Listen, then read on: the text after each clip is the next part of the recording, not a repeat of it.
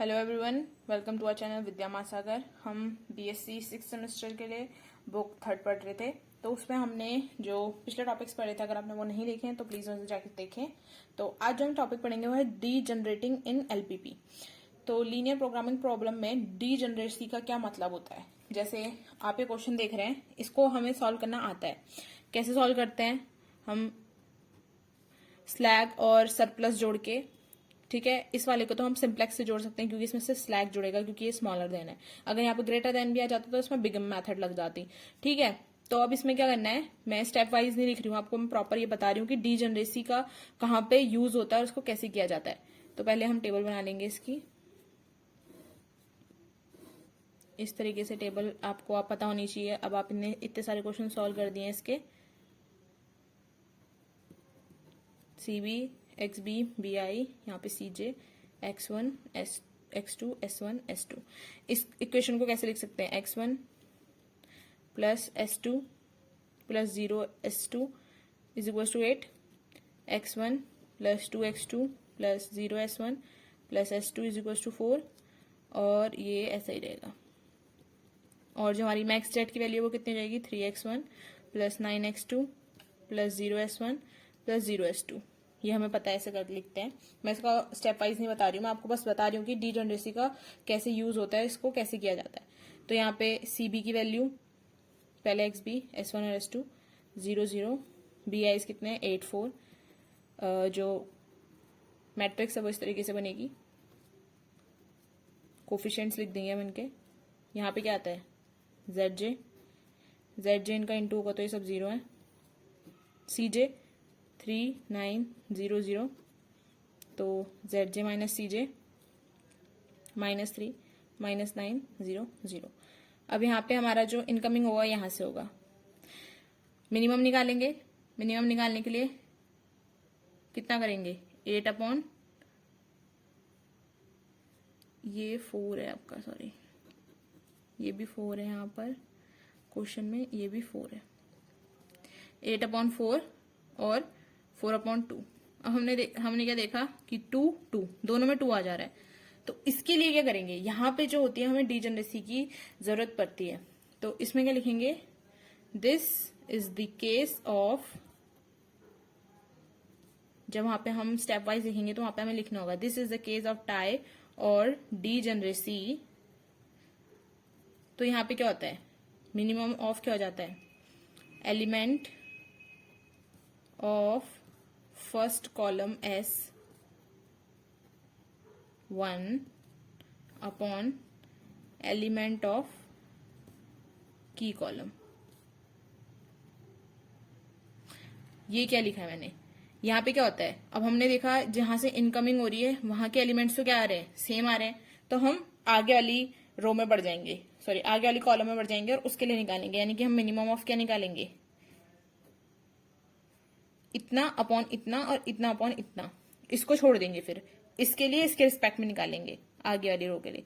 तो 1/4 और 0/2। तो 0 वाला तो अपने आप ही कैंसिल हो जाएगा, तो 1/4 वाला होगा। यानी कि सॉरी 0/2 0 हो गया, और 1/4 वाली वैल्यू क्या आएगी?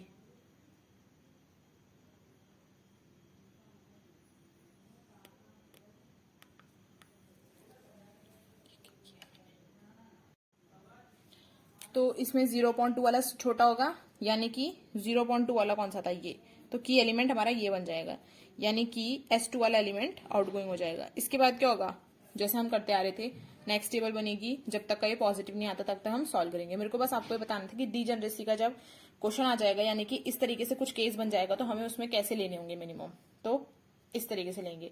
एक और क्वेश्चन से समझते हैं इसको कैसे लेते हैं। अब जो नेक्स्ट है वो है एलपीपी विद अनरिस्ट्रिक्टेड मेथड।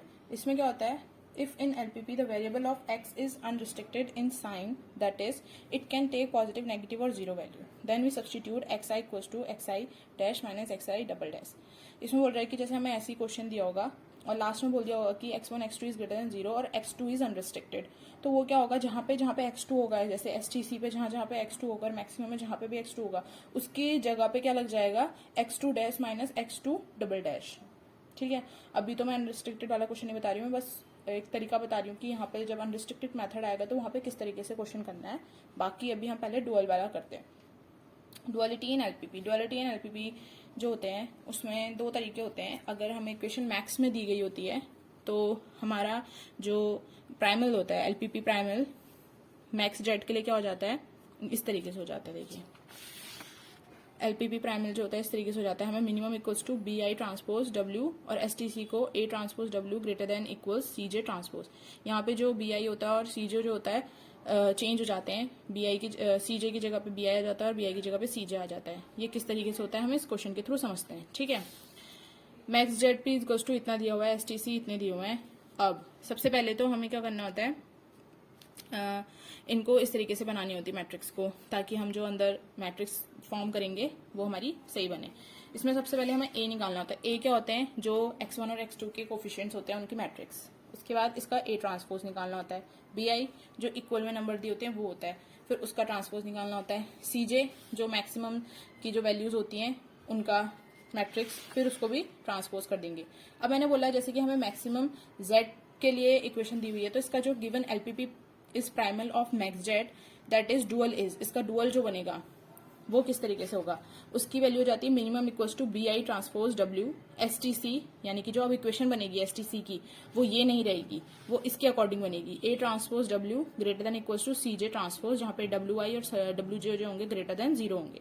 अब मिनिमम जेड जो होता है यहाँ पे बी आई आ जाता है जैसे कि मैंने बोला। ठीक है, बी आई कितने हैं 4 6 5 -1 बी आई का ट्रांसपोज, और डब्ल्यू यानी कि W1 W2 W3 W4 तक इक्वेशंस बन रही है क्योंकि हमारी 4 इक्वेशंस है, W1 W2 W3 W4। ठीक है, और इसको इस तरीके से मल्टीप्लाई करेंगे।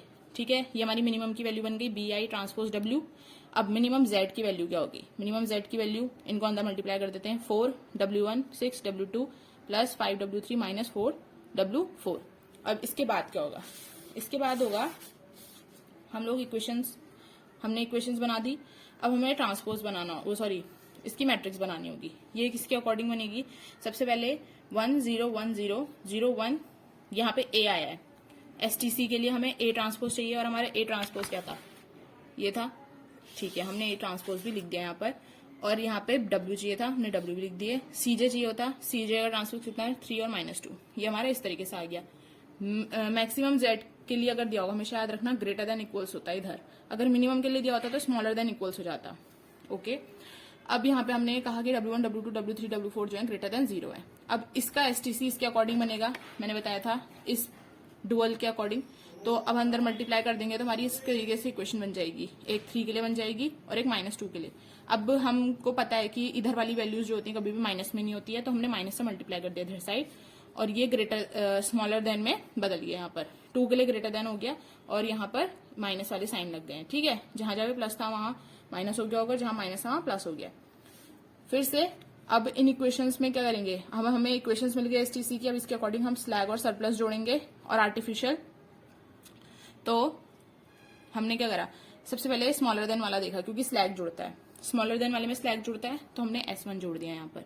तो ऊपर वाले के लिए 0 S1 हो गया। यहाँ ग्रेटर देन है तो आर्टिफिशियल और सरप्लस जुड़ेगा, हमने S2 जोड़ा और A1 जोड़ा और यहाँ पे 0 हो गए दोनों, और ये इक्वेशन बन गई। इसके बाद तो सेम वैसे ही है जैसे कि हम अभी तक करते आ रहे थे, सिंप्लेक्स मेथड, बिगम मेथड और बाकी सब मेथड्स में। टेबल बनाई, लिखा अकॉर्डिंगली सारा कुछ। उसके बाद जो नीचे सबसे बड़ी नेगेटिव वैल्यू होती है उस पर हम लोगों ने इनकमिंग बनाया, उसके अकॉर्डिंग यहाँ पे इनकमिंग हो रहा है तो आउटगोइंग किस में हो रहा है, A1 में। तो A1 में जब भी A1 वाला होता है उसमें -m लेते हैं, ये हमें पता है। आपने अगर नहीं देखी है वीडियो तो पुरानी देखें, बिगम मेथड में मैंने आपको समझाया कि जब हम लोग सरप्लस और आर्टिफिशियल जोड़ते हैं तो किस तरीके से सॉल्व करते हैं। यहाँ से हमारा M1 जो था चला गया, तो अब जो नेक्स्ट टेबल बनेगी वहां पर A1 नहीं आएगा। ये इनकमिंग हो गया, ये आउटगोइंग हो गया, 0 को लेते नहीं है, तो 1 वाला क्या हो गया,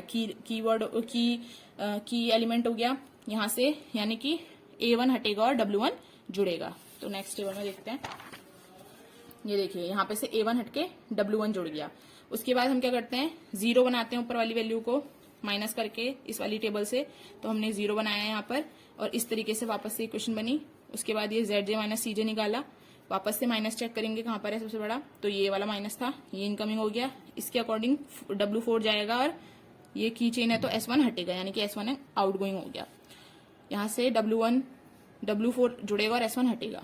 तो नेक्स्ट टेबल जो बनी उसमें W4 जुड़ गया, S1 हट गया। वापस से टेबल बनाई, Z से मैंने CJ निकाला, सारी पॉजिटिव आ गई वैल्यू। हमें यही चाहिए होता है, जब तक पॉजिटिव नहीं आती तब तक हम टेबल बनाते रहते हैं।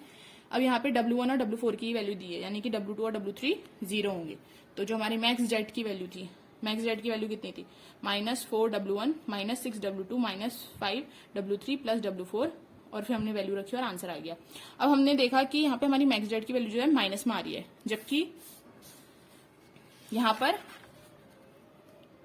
पॉजिटिव में थी। तो ये ध्यान देना कि हमने मिनिमम जेड में बदला था, वो मैक्सिमम जेड में दिया हुआ है क्वेश्चन, तो हमें मैक्सिमम जेड ही निकालना होगा एट द एंड। तो ये मिनिमम जेड दिया होता तो हम मैक्सिमम जेड बनाने के लिए इसको माइनस से इंटू कर देंगे, ठीक है।